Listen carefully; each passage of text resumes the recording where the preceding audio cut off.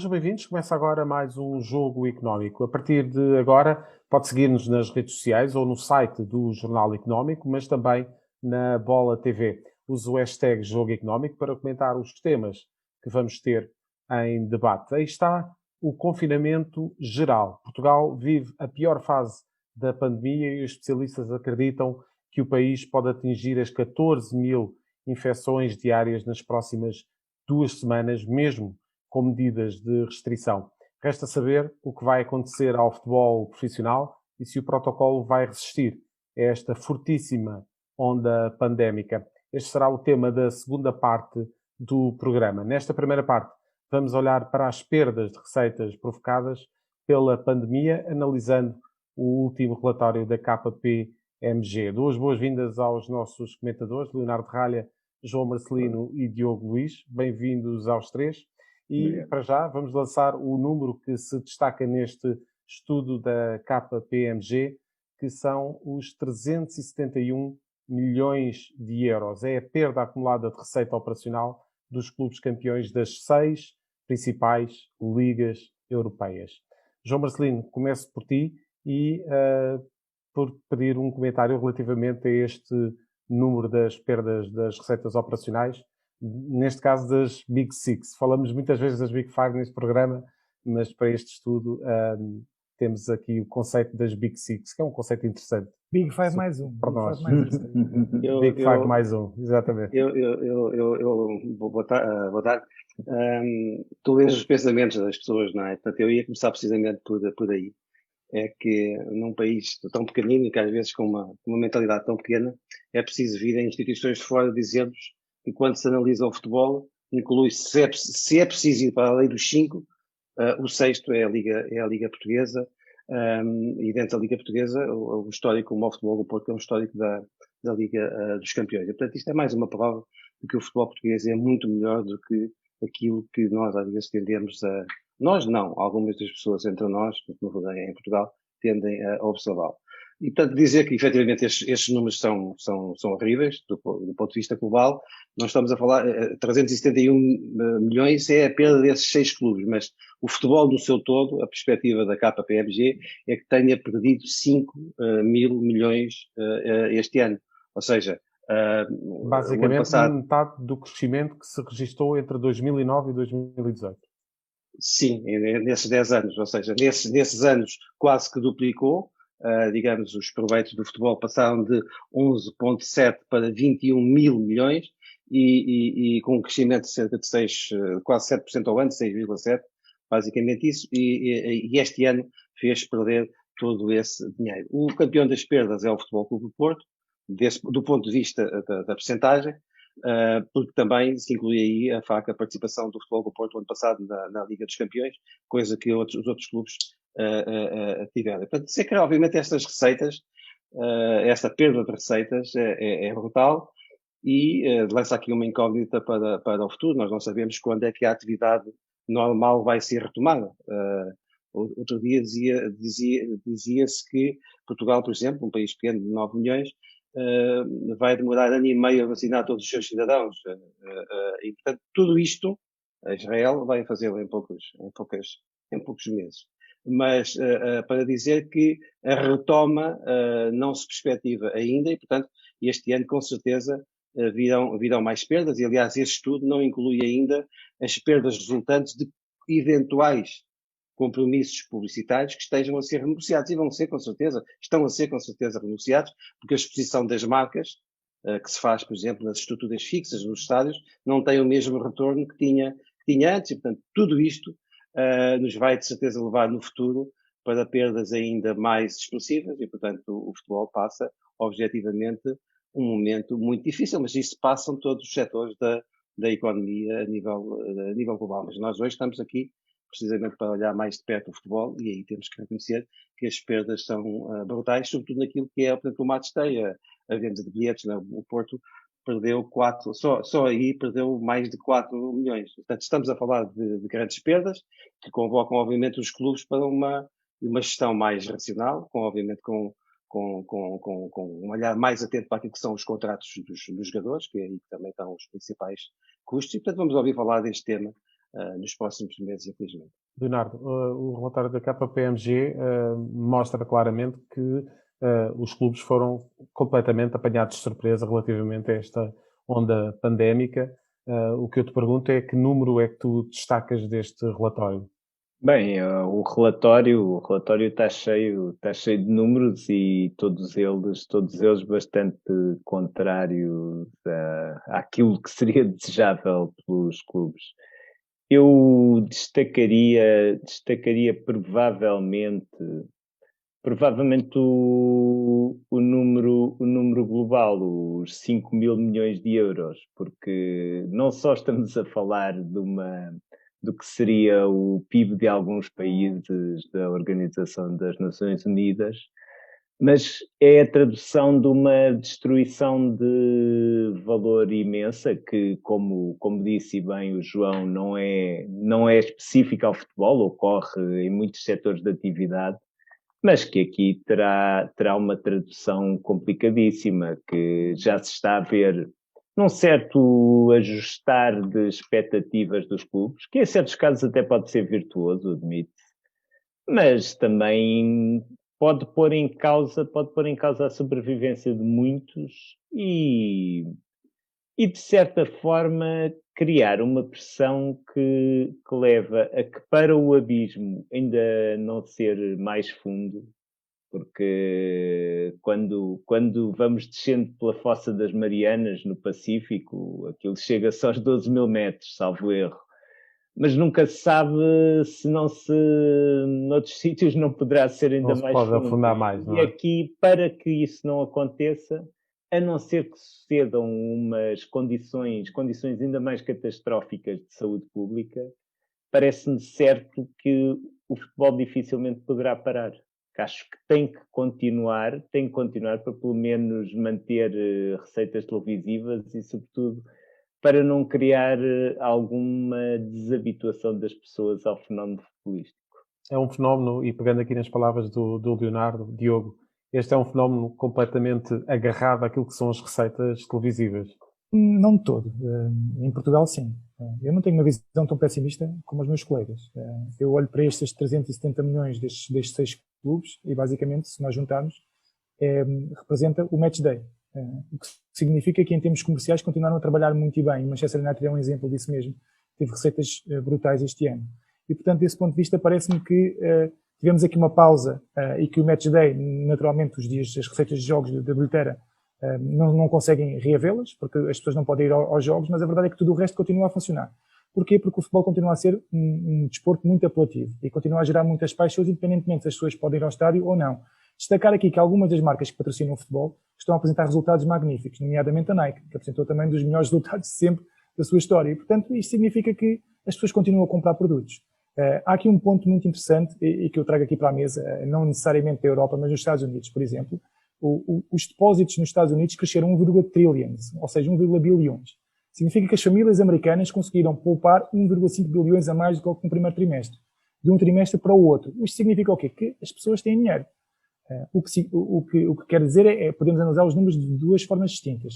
Quem é que conseguiu poupar? Se calhar quem conseguiu poupar foi a classe média alta. Mas também quem vê futebol, quem participa nos eventos esportivos, quem compra mais material, também é a classe média alta. E, portanto, desse ponto de vista, todo o futebol que gera atenção, que gera mediatismo, a partir do momento em que consigamos erradicar aqui o Covid, eu acho que vamos voltar aos níveis normais, em termos de comercial. Naturalmente que os clubes, em função de terem perdido aqui algumas receitas, vão ter que fazer uma gestão um pouco mais cautelosa, e em função disso também temos estado a ver as transferências, já não é um mercado tão virtuoso, é um mercado muito mais contido, mas a partir do momento em que isto seja ultrapassado, eu acredito que pelo menos aquelas ligas mais atrativas, e eu neste caso não falo tanto da nossa, porque nós dependemos muito dos direitos de TV, é uma realidade, e o Porto perdeu 50% das suas receitas, que representam 70 milhões da Liga dos Campeões, porque o Porto tem 150 milhões de resultados operacionais de 2018, 2019.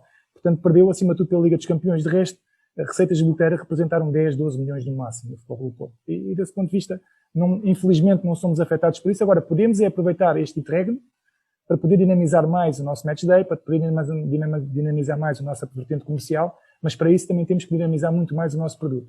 Se nós o conseguimos fazer, e como o João disse bem, estamos neste estudo por alguma razão, porque temos qualidade. E se temos qualidade, essa qualidade também tem que representar mais números. E se temos essa capacidade, é uma questão de desenvolver uma estratégia diferente, de forma a que possamos valorizar mais a nossa competição e saímos desta pandemia um pouco mais reforçados, pelo menos em termos estratégicos, para depois podermos tirar partido em termos financeiros mais à frente.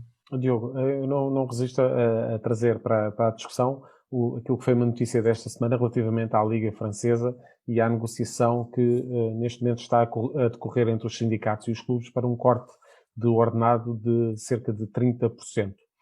Nessa notícia era possível perceber alguns dados, como o facto de, em grande parte dos clubes da Liga Francesa, os ordenados representarem cerca de 50% dos gastos mensais dos clubes. Isto, quando chega a uma liga francesa, não é algo preocupante. Não há aqui um alerta que tem que se dar atenção, tendo em conta aquilo provavelmente que é a quebra de receitas que aí vem, inevitavelmente. Tem que se dar atenção, mas isso é uma circunstância diferente. É que na Liga Francesa, a empresa que comprou o problema com a Média Pro, exatamente. A Média Pro. E em função da Média Pro ter rescindido, fez com que fazer muitos dos seus clubes, naturalmente, têm que fazer o seu ajuste.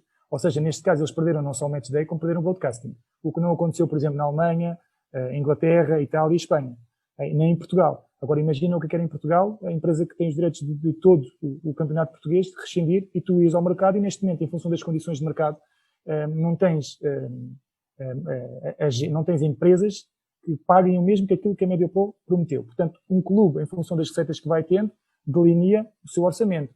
A verdade é que chega agora a meio do campeonato, a meio do jogo, e não tem as receitas que estava a contar ter. E, portanto, desse ponto de vista, pode fazer sentido fazer uma redução também dos custos em função também da diminuição das receitas. Neste momento, a Liga Francesa tem uma dificuldade adicional, que é ter que renegociar ou ter que negociar os direitos de televisão a meio do campeonato, numa altura em que a pandemia justifica preços mais baixos. Ou seja, qualquer estação de televisão, qualquer empresa que vá negociar os direitos, naturalmente tem aqui uma arma grande para poder utilizar e jogar a seu favor. E, neste caso, os clubes, estando muito interessados em que esse negócio ande para a frente, também não têm a capacidade para exigir um valor que já exigiram no passado. Agora, com o passar da situação, naturalmente que esse valor será novamente exigido, porque, volto a dizer, o futebol é um produto atrativo, inclusive a Liga Francesa.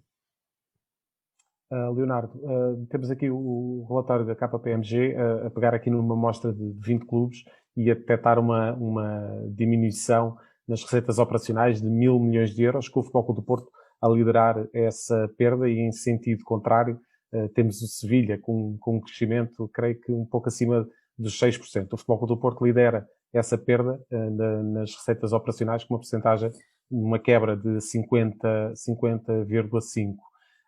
Sabemos os motivos que levaram a esta perda, mas de qualquer forma isto é um mau sinal para o clube portista. É um péssimo sinal. O clube, aliás, tem enfrentado ao longo dos últimos anos situações muito complicadas nas suas contas e que curiosamente tiveram reflexos muito limitados nas suas prestações desportivas. Aí honra seja feita a quem tem que gerir os recursos escassos, sobretudo, e nunca é demais lembrar, sobretudo o timoneiro que tem sido Sérgio Conceição, mas que claramente está a jogar aí num campo bastante desnivelado. Está. Tanto, não só aqui no que toca às competições em Portugal, mas sobretudo naquilo que pode fazer na Europa, que é onde precisa justamente de garantir as receitas que poderão minorar esta sua situação. João Marcelino, tivemos uma entrevista de Pedro Proença, presidente da Liga de Clubes, ao Expresso esta semana, que vaticinou que de facto poderá estar a caminho a maior crise da história da indústria do futebol, mas por outro lado também recusou, isto em termos domésticos, que o futebol aceite apoios a fundo perdido. O que é que achaste desta posição do presidente da Liga? Em relação à crise, eu acho que sim, quer dizer, esta é a maior crise que o futebol enfrentou nos últimos, desde sempre. Eu não me lembro de uma crise tão grave, sobretudo porque não sabemos quanto tempo é que ela vai demorar. Portanto, há bocado o Diogo falava aí numa coisa que eu também estou de acordo, quer dizer, o futebol vai recuperar, assim a saúde entra num quadro mais estável, mas é como a economia dos países, vai demorar um tempo a voltar ao que era, ou seja, o futebol da Europa gerou 21 mil milhões de receitas no ano antes da pandemia. Para voltar a esses níveis, nós não sabemos quanto tempo é que vai durar esta crise, mas a partir do momento em que ela termine, a crise de saúde, vai demorar 1, 2 anos a que as receitas voltem ao normal. Portanto, o compasso de espera vai ser inevitavelmente 3, 4 anos. Depois vai voltar a crescer. Claro que sim, esperamos todos que sim. Mas é como a economia dos países, vai também demorar. Obviamente a capacidade de recuperação dos países é diferente. Portugal não vai recuperar tão cedo como a Alemanha, ou a Alemanha como a Suíça, mas quer dizer, tudo isso tem que ser posto nessa perspectiva. Ou seja, estamos a atravessar um período de quebra de receitas e por muito que o futebol tenha capacidade depois de se regenerar, e vai ter, vai demorar algum tempo e vai vir com o compasso de espera. E digamos que esse dinheiro, deixa-me ir para além da entrevista de Pedro Proença, vai ter que ser digamos, restituído aos clubes com uma melhor gestão. Não há nada, não há outra coisa a fazer. Vai ter que ter mais cuidado com as compras, vai ter que ter mais cuidado com o que se paga aos atletas, vai ter que ter mais cuidado com todos os gastos, porque este dinheiro, por muito que esteja nos bancos, pelas poupanças das famílias, como diz o Diogo, a verdade é que falta aos clubes neste momento. Portanto, não está lá. Portanto, os clubes vão ter que fazer uma adequação a essa realidade. Depois deixa-me dizer que o caso do Porto foi estudado mais em pormenor, é com certeza um quadro igual idêntico, semelhante ao do Benfica, ou do Porto, aos principais clubes portugueses. Aí anda tudo digamos, em sintonia. E, portanto, como é que eu vejo essa entrevista? Com essa parte estou de acordo, com a outra de recusar os apoios. Não estou, enfim, não tenho a informação suficiente para julgar essa afirmação. Parece-me que efetivamente uma atividade como a do futebol não precisa disso, não é? Agora, a fundamentação, e eu quando não sei o suficientemente sobre as coisas, não gosto de me pronunciar sobre essa matéria, não quero fazer. Agora, quanto à outra, não tenho dúvidas nenhumas. O futebol em Portugal e no mundo atravessa a maior crise da sua história, e isso implica a refundação dos clubes ao nível da gestão. É aqui que, sobretudo, os clubes têm que atuar. Muito obrigado, João. Já a seguir, na segunda parte do Jogo Económico, vamos olhar para a onda pandémica que assola o país e como esta pode afetar o futebol. É já a seguir. Ações e obrigações, investimento e poupança, BCE e FED, resultados e empresas, análise e gráficos. Analisamos isto tudo e muito mais todas as semanas no Mercados em Ação do Jornal Económico. Temos analistas de topo em estúdio e em direto de Londres, Washington e de vários pontos do globo. No Espaço Empresas convidamos líderes de negócios que marcam a diferença em Portugal e lá fora. Contribuímos ainda para a literacia financeira com a palavra da semana. Não percam Mercados em Ação nos sites e nas redes sociais do Jornal Económico.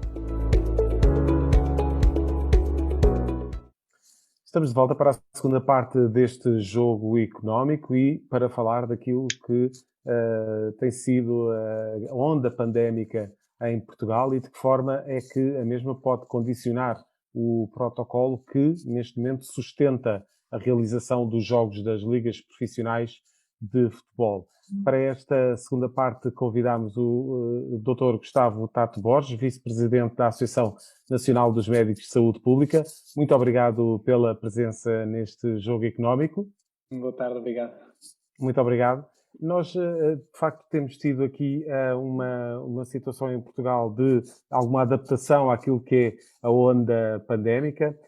O número que vamos lançar para esta segunda parte é o dos 33 mil testes. São os testes que foram efetuados à Covid-19 no futebol profissional até final de dezembro do ano passado, de acordo com números divulgados pela Liga.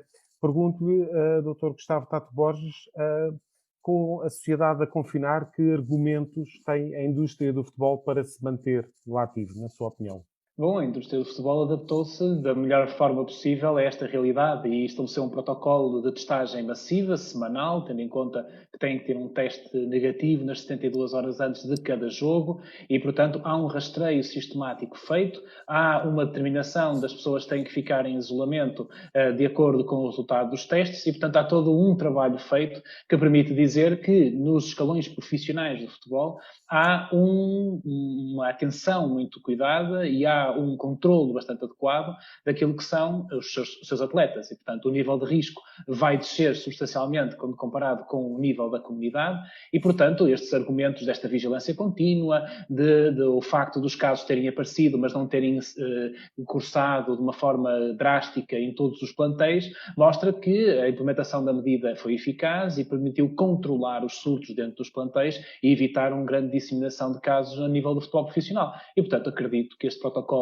deverá continuar, possivelmente poderão ter que aumentar a frequência dos testes, talvez, mas acredito que estas razões são suficientes para permitir que o mundo do futebol profissional não pare agora de outra vez. É isso que lhe iria perguntar, porque este protocolo foi delineado num quadro pandémico muito específico. Neste momento temos um outro quadro de pandemia e, de acordo com aquilo que nós vimos esta semana na reunião do Infarmed, com a probabilidade de, daqui a 2 semanas, estarmos com 14 mil infecções diárias. De facto, tem que existir aqui um reforço. De que forma, na sua opinião, é que deverá haver o reforço deste protocolo? Mais testagem? Como é que poderemos fazer face a esta situação para que, de facto, não haja uma onda de infecções no futebol profissional? Se reparar, os casos estão a aumentar desde o início do ano e casos em plantéis de futebol também têm continuado a surgir, 3 no Porto, agora 3 no Sporting e mais uns no outro clube, acabam por ser casos relativamente esporádicos, portanto aquilo que é a quantidade de profissionais de futebol a circular e a promover a modalidade. E portanto acredito que estes testes neste momento são uma boa forma de manter o nível de risco baixo ao nível dos profissionais de futebol. Agora, aquilo que se calhar vai ser interessante é perceber, com o aumento de casos à volta das equipas, se não há necessidade mesmo de, sei lá, fazer 2 testes por semana, um no início da semana, outro 72 horas antes do jogo, se não haverá, se calhar, a necessidade dos clubes se reorganizarem e, se calhar, fazer um estágio alargado para que os atletas fiquem mais tempo fechados, longe daquilo que é a comunidade. Um isolamento mais efetivo, não é, doutor? Pois é, um distanciamento mais completo das suas famílias e do resto da comunidade onde estão inseridos, de maneira a poder permitir que, nas 72 horas antes, por exemplo, não tenham nenhum contacto de risco, depois de terem feito o teste, não tenham nenhum contacto de risco. Isto dá mais segurança a nível do jogo. Agora, isto são tudo coisas que os clubes terão que perceber se têm capacidade, porque nem todos os clubes têm as mesmas capacidades logísticas dos 3 grandes, por exemplo, e isso será uma condicionante importante. Diogo Luís, temos vivido aqui uma história de sucesso relativamente àquilo que tem sido a implementação do protocolo que foi definido para a retoma dos campeonatos de futebol a nível profissional. O que eu te pergunto é, com a situação pandémica que temos, com 9 comitivas de cerca de 50 pessoas a percorrerem o país todas as semanas, acreditas que vai ser necessário um reforço desse protocolo? É possível. Tudo o que vier a mais e para melhorar as condições atuais, naturalmente que será bem-vindo. O que me parece é que o futebol tem condições únicas em Portugal. Os jogadores profissionais têm a possibilidade de fazer testes semanalmente, até 72 horas antes do jogo, são avaliados de uma forma sistemática e, portanto, desse ponto de vista, sentem-se seguros para ir para dentro do campo e desenvolver a sua atividade.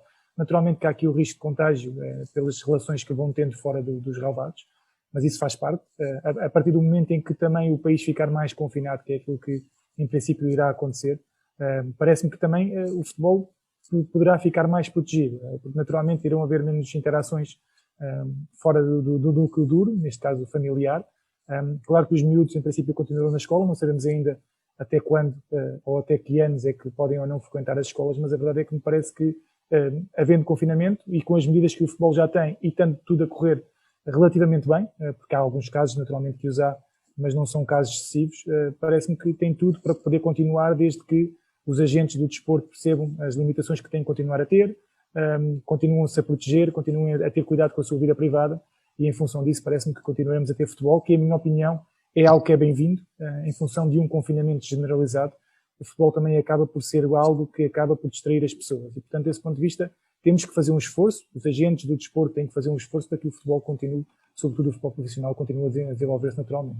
Leonardo, nós percebemos na altura da última paragem do campeonato que o futebol em Portugal, como noutros países, não pode parar. Portanto, tem que continuar a rolar, tem que continuar a gerar jogos para que haja transmissões e para que os pagamentos dos direitos televisivos sejam feitos aos clubes. O que é que o futebol pode fazer para melhorar ainda aquele protocolo que até agora tem funcionado? Eu diria que, sobretudo, os clubes, todos dentro das suas possibilidades, mas obviamente com o mesmo sentido de responsabilidade, têm que continuar a cumprir. Têm que evitar ao máximo contactos externos em relação à bolha em que está o plantel, em que está a equipa técnica. Por muito difícil que isto seja, vivemos num mundo real, há jogadores que são pais de família, que têm crianças no ensino, ninguém está à espera que eles vão deixar de ter contacto com os seus próprios filhos para tornar mais bacteriologicamente puro o ambiente da equipa. Mas, acima de tudo, muito cuidado, muito respeito pelas regras e, infelizmente, no contexto em que estamos, uma pitada de sorte para o contágio que, com todos os cuidados, pode acontecer, não se verificar tantas vezes quanto isso. João Marcelino, tivemos aqui um protocolo que tem funcionado muito bem. O que eu te pergunto é de que forma é que achas que este protocolo poderá ser reforçado para que os jogadores mantenham aqui alguma sanidade mental, digamos assim, ou seja, que consigam fazer a sua vida o mais normal possível, tendo em conta as limitações, porque essa parte do contacto com a família, como estava o Leonardo a mencionar, também é muito importante para depois que os jogadores consigam render aquilo que sabem. O protocolo não tem que ser reforçado, só tem que ser mantido. Ou seja, eu não vejo nenhum quadro em que os trabalhadores sejam tão escrutinados quanto os atletas de alta competição destes esportes coletivos. Não há. Quer dizer, nem o nosso Presidente da República, pelo muito que se esforce, consegue fazer mais testes que um jogador do Benfica, do Sporting, do Futebol do Porto ou qualquer profissional, tanto em Portugal como no estrangeiro. E, portanto, eu não vejo aqui necessidade nenhuma de reforçar. Vejo, é evidente, a não ser que alguma coisa se altere substantivamente. Senão, os atletas de alta competição, no futebol, no basquete, no handball, nas competições profissionais, já são as pessoas, os trabalhadores, os cidadãos mais escrutinados do mundo, felizmente para eles e para o espetáculo, porque sem eles não poderia, toda esta economia se desmantelaria, não é? Portanto, nós temos o estudo da capa PMG, de que já falámos, houve uma diminuição de receitas de 5 mil milhões, para 19 para 20. Portanto, mais do que isso seria, porventura, impossível ao futebol suportar. E, portanto, o que estamos aqui a dizer é que esses cuidados têm que ser mantidos. Obviamente que os jogadores têm que estar conscientes da importância de se manterem, tanto quanto possível, fechados e aliados daquilo que era a sua interação com a comunidade e que era, digamos, aquilo que era normal antes do começo de 2020 e, portanto, e estar atento àquilo que é a realidade e digamos, ir agindo em função disso. Mas eu insisto nesta ideia, aquilo que o futebol da alta competição tem que fazer é manter os padrões de segurança e de escrutínio que tem mantido até agora. Doutor Gustavo, as coisas têm inequivocamente funcionado de uma forma muito, muito interessante. O que eu lhe pergunto é se há alguma coisa que tem sido feita no futebol que possa ser replicada no resto da sociedade, tendo em conta que temos visto, de facto, um aumento exponencial de casos, sobretudo desde o início do ano. A base deste protocolo do futebol profissional e dos desportos coletivos profissionais tem sido o rastreio sistemático dos seus agentes e, portanto, a única coisa que poderia ser transportada desta realidade, desta realidade desportiva, era, de facto, esta possibilidade de fazer rastreios alargados em determinados locais que são mais preocupantes. Nós sabemos que, por exemplo, os lares de idosos já têm um rastreio sistemático, por que não alargar, por exemplo, às escolas, por que não alargar a determinadas empresas mais mais prioritárias e, acima de tudo, fazê-los com testes rápidos, que são mais baratos e que cada vez mais são menos invasivos e podemos ter, então, um resultado mais rápido. Portanto, esse alastrar deste programa de vigilância alargado poderia ser uma medida efetiva. Aliás, muitas empresas já têm dentro dos seus planos de contingência e a suportar esses custos eles próprios a realização de testes rápidos de detecção de antigênio para poderem evitar que trabalhadores que vêm de férias ou trabalhadores que são considerados indispensáveis possam entrar e ficar doentes e ter esse protocolo. Portanto, essa medida de vigilância alargada na sociedade poderá ser uma situação interessante, ou até em locais de surtos, poder então fazer um rastreio mesmo à população, um rastreio alargado. Eu posso dar o exemplo relativamente recente que aconteceu aqui nos Açores, em Rabo de Peixe, em que quase 7 mil pessoas foram rastreadas em 3 dias com testes rápidos e permitiu, numa fase, conter o alargamento da infecção naquela freguesia. Pronto, infelizmente, depois do Natal, os casos voltaram a aumentar, mas naquela altura funcionou e permitiu conter. E, portanto, poderíamos ter essa oportunidade, este alargar de testes a mais setores da sociedade e podíamos, então, assim, ter algum controlo mais rápido sobre o número evolutivo, cada vez mais crescente, de casos positivos na nossa sociedade. O Leonardo Ralha há pouco mencionou o aspecto da sanidade mental dos jogadores e o facto de, provavelmente, um reforço deste protocolo implicar um maior isolamento dos atletas. O que eu lhe pergunto é se isto é aconselhável para atletas de alta competição, tendo em conta que, de facto, o contacto com a família também é muito importante para que possam render aquilo que se espera deles. Pois ninguém tem exigido a nenhum cidadão que fique isolado da sua família, a não ser que esteja em caso de ser um caso positivo, e aí sim tem que se isolar durante 10 dias. E, portanto, obrigar toda a gente, de uma forma muito mais alargada, a ficar afastado da sua família é uma medida muito dura e que, se calhar, poderá ser equacionada ou não, dependendo das realidades das equipas e do aumento de casos que possa surgir nas equipas profissionais. Neste momento, nós sabemos que uma equipa acaba por fazer um mini estágio de um dia, mais coisa, menos coisa, dependendo se vão para algumas ilhas. Por exemplo, o Sporting ficou quase uma semana na Madeira por causa de 2 jogos seguidos lá e para evitar maiores transtornos e, portanto, há essa possibilidade em determinados momentos em que se calhar a equipa fica com mais casos ou sejam detectados mais casos, poderá servir em determinados momentos. Agora, fazê-lo de uma forma regular poderá ser uma medida muito drástica, muito dura para estes profissionais, como é muito dura para a maior parte dos portugueses ou para a totalidade dos portugueses.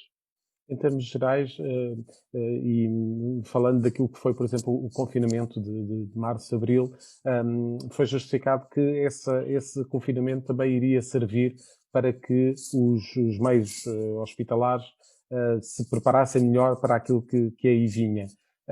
Com este novo confinamento, espera que efetivamente exista esse reforço dos meios de internamento? Bom, eu gostava imenso de responder que sim, mas a realidade é que nós temos capacidade física limitada na maior parte dos estabelecimentos de saúde.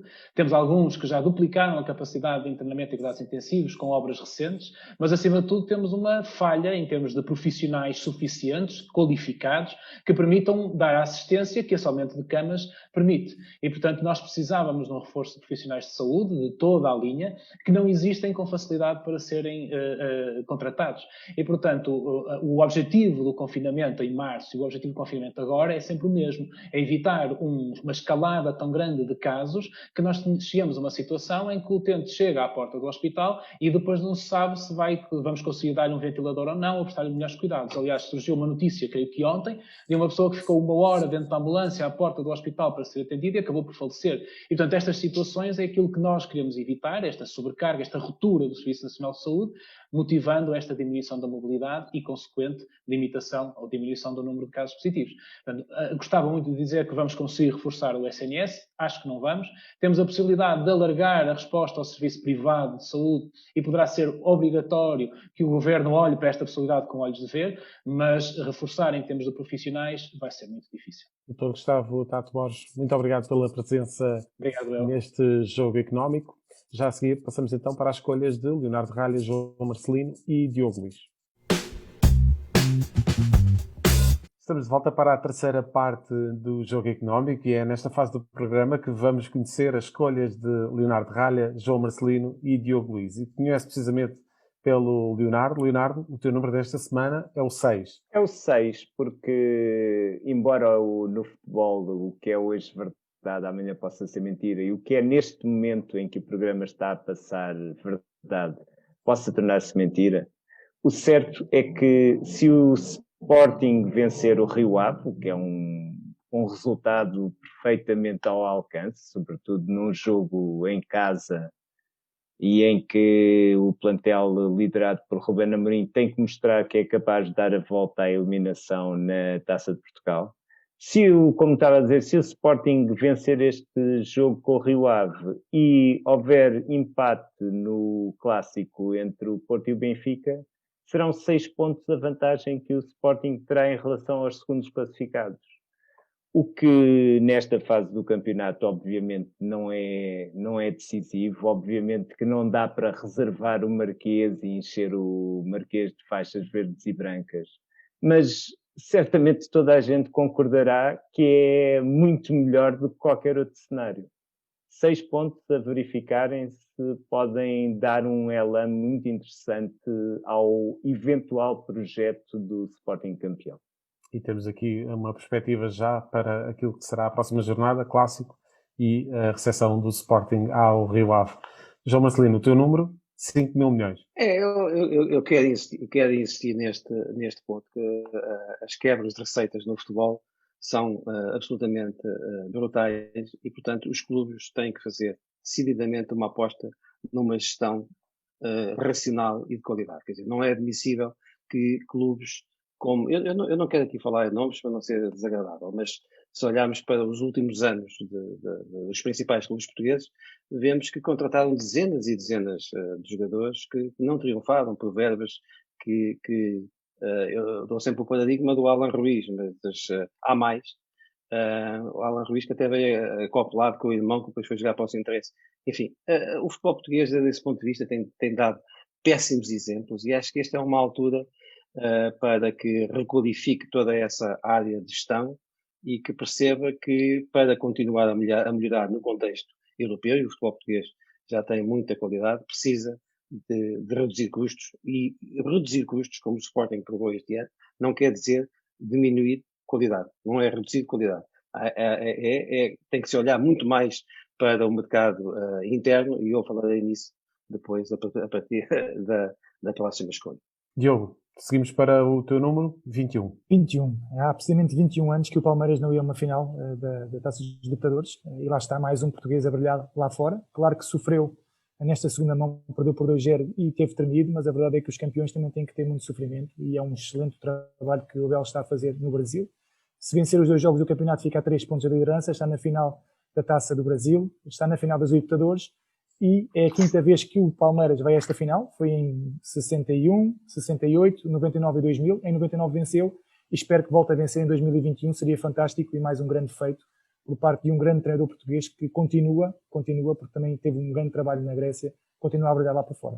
E o que é que diz o facto de, pelo segundo ano consecutivo, um português treinar a equipa, uma das equipas finalistas da Taça Libertadores? O que é que diz da qualidade dos treinadores portugueses? Eu acho que é o selo de qualidade dos treinadores portugueses. E repara, tanto um como o outro entraram nas equipas e as equipas não estavam a passar pelo melhor dos momentos. A verdade é que pegaram nelas e conseguiram endireitá-las. Neste caso, o Abel, eu acho que ainda foi mais complicado em função do Covid. O Abel, quando chegou ao Palmeiras, tinha 10 jogadores com Covid, mesmo agora ainda tem alguns. Ele próprio também teve Covid durante esta fase das eliminatórias. E, portanto, é um selo de qualidade. Nem todos os portugueses vão conseguir brilhar lá fora, atenção. Mas a verdade é que estamos a falar de 2 deles, Jorge Jesus, que apresentou e que tem muita qualidade, e o próprio Abel, mais novo, mas que também tem vindo a demonstrar grande qualidade, não só em termos técnicos ou táticos dentro do campo, mas também na comunicação e na forma também como ele preocupa-se em motivar a sua equipa na vertente mental, em destacar, em desenvolver. Isso faz muita diferença para quem está no futebol, e eu estive no futebol profissional e sei que a parte mental tem muita influência, e por esse motivo parece-me que os treinadores portugueses continuam a evoluir e continuam na vanguarda. Nós, claramente, estamos um passo à frente da maior parte dos treinadores no mundo, e portanto isso é reconhecido não só em termos de trabalho, mas depois também em termos de resultados, e neste caso 2 vezes, por 2 anos consecutivos, 2 portugueses na final, e eu espero que sejam 2 anos consecutivos, 2 finais e 2 vitórias. Diogo, passamos para o teu protagonista desta semana. O meu protagonista desta semana é o Chorley. Isto é para falar um pouco da magia do futebol. Passemos um bocadinho daqui das contas, dos números do campeonato, dar aqui uma ideia diferente, porque o futebol é isto. O Chorley é um clube da 6ª divisão que eliminou o Derby County, que é um clube do Championship. Portanto, está 4 divisões acima. e a verdade é que no fim do jogo, é algo que fica e que vale a pena a ver nas redes sociais ou no YouTube, cantaram a música da Adele, Someone Like You. Ou seja, já é uma tradição deste clube, cada vez que vencem, que tem uma conquista difícil, no fim cantam este hino. É algo extraordinário, é algo que cria alguma empatia entre os adeptos e o próprio clube, não só os adeptos locais, mas todos os adeptos que têm a oportunidade de ver a forma como eles se entregaram ali à música, que claramente é o reflexo da forma como eles se entregaram também ao jogo. Isto também é o futebol, é o romantismo, é a alegria, é a paixão, e é a forma depois como todos conseguem festejar em uníssono e a cantar esta música, e ficou ali uma bela atuação, não só dentro das 4 linhas, mas fora das 4 linhas também. João Marcelino, passamos para o teu protagonista desta semana, Rodrigo Pinho. Que é o melhor marcador da época em Portugal. Tem 13 golos marcados, ele tem 7 só na Liga, mas tem 13 em todas as competições. E eu acho que ele é um símbolo daquilo que eu estava a dizer há pouco em relação à gestão. Acho que os clubes têm que olhar mais, como o Sporting e o Futebol do Porto fizeram esta época, o Benfica, que já contratou, em princípio, diz o Rodrigo Pinho para a próxima época. Os clubes têm que olhar muito mais para o mercado interno, porque muitas vezes no mercado interno está a solução para os seus problemas. O Sporting mostra isso com o Nuno Santos, com o Pedro Gonçalves, o Futebol do Porto com o Zaidu, com o Taremi, e portanto o Benfica tem descuidado um bocadinho essa vertente. Parece que vai remediá-la com o Pinho e portanto eu acho que faz bem. Os grandes clubes em Portugal, no futuro, até para aquela questão de gestão e de custos que eu falava há pouco, têm que olhar muito para a sua formação, e o Benfica, que tem formado bem, por exemplo, não tem aproveitado bem, e devem olhar mais para o mercado interno, porque é possível comprar melhor, com jogadores que já estão adaptados à realidade nacional, e gastar menos. E o caso do Sporting e do Futebol do Porto esta temporada são paradigmáticos, mas há outros clubes que também estão a contratar bem no mercado interno. O Benfica não tem olhado para isso. O caso do Rodrigo Pinho, que agora ajudou a eliminar o Sporting da Taça de Portugal, marcando mais um gol e fazendo uma assistência nesse jogo da Taça, demonstra que em Portugal há bons jogadores, e sobretudo os bons jogadores, os jogadores que devem estar no radar, não são sempre os mais novos. Há jogadores que só atingem a maturidade, como é o caso do Rodrigo Pinho, aos 28, 29 anos. Portanto, isso é absolutamente normal, e essa atenção faz todo o sentido, sobretudo olhando para aquilo que é a realidade financeira dos clubes. Deixa-me dizer, por exemplo, que curiosamente, se nós olharmos só para a Liga, o Waldschmidt é o sétimo, é um dos sétimos, e o Darwin Núñez é o 20º. E, portanto, o melhor marcador do Benfica é o Seferovic. Portanto, há que saber ler esta realidade, torturar os números, porque se fizer isso, vão chegar a interessantes conclusões. Leonardo, e fechamos então com o teu protagonista, Sérgio Oliveira. Eu aí pegava num pouco do que o João acabou de dizer, a necessidade de aproveitar, às vezes, não apenas o mercado interno, mas aqueles que temos no nosso plantel e que nem sempre são aproveitados da melhor forma. O Sérgio Oliveira está a fazer uma época marcante, está a ter um peso no jogo do Futebol Clube do Porto que não pode ser ignorado por ninguém. E é curioso que isso aconteça num meio-campista de 28 anos, que passou por, salvo erro, 13 empréstimos ao estrangeiro, mais alguns daqueles empréstimos que são habituais no processo de crescimento, mas isso numa fase inicial da carreira. Que estes empréstimos ao estrangeiro muitas vezes são daquelas oportunidades quase vitrine do vamos ver se este jogador é vendido por uma soma não excepcional, mas que componha as contas do clube no ano em causa. O que é certo é que foi aproveitado, ganhou peso no plantel, está a ter uma excelente temporada e a lutar por ser um dos jogadores mais marcantes desta edição da Liga. Os parabéns a ele pelo esforço de se afirmar numa fase que já não é propriamente inicial da carreira, e também os parabéns a quem está a aproveitar bem e a tirar o melhor partido. E de facto, Sérgio Oliveira já renovou com o Futebol Clube do Porto e está neste momento de pé de cal na seleção nacional. Leonardo Ralha, João Marcelino, Diogo Luís, muito obrigado pela presença neste Jogo Económico. Voltamos para a semana com os números que contam dentro e fora das 4 linhas. Até para a semana.